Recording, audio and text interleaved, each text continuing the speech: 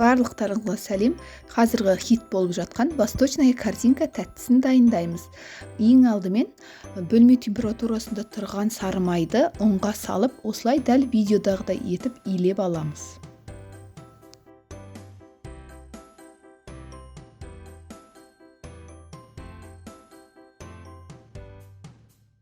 Бір ас қасық разрыхитель, қант және бір жұмыртқаны қосып, осындай барлығын біріктіре отырып, осындай жұмсақ қамырды илейміз.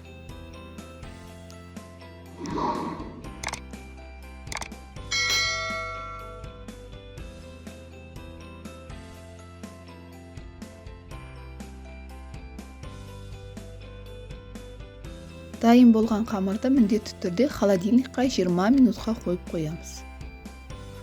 Мен формада 20 диаметрлік форманы пайдаландым.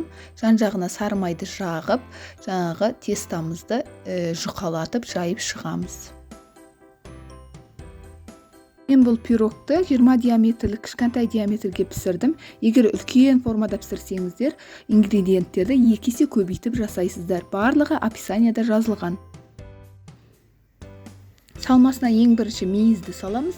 Одан кейін ұсақтап туралған қызыл өрік, яғни кураганны саламыз. Және де үшінші ол бізде жаңғақ, грецкий орехты пышақтың көмегімен ұсатып алдым. Салмаларын салып болғаннан кейін сгущенканы құйып шығамыз. Барлық жағына тигізіп, сгущенканы толықтай бір банканы құйып шықтым.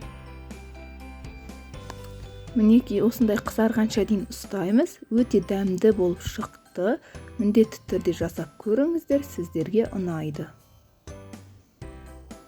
Менде бұл пирог 180 градуста 30 минут көлемінде пісті.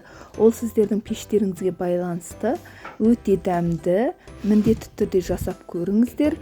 Және де менің басқа видеоларымды жіберіп алмас үшін міндетті түрде лайк басып, тіркелмеген болсаңыз тіркеліп, подписация бөлімін басып кетіңіздер.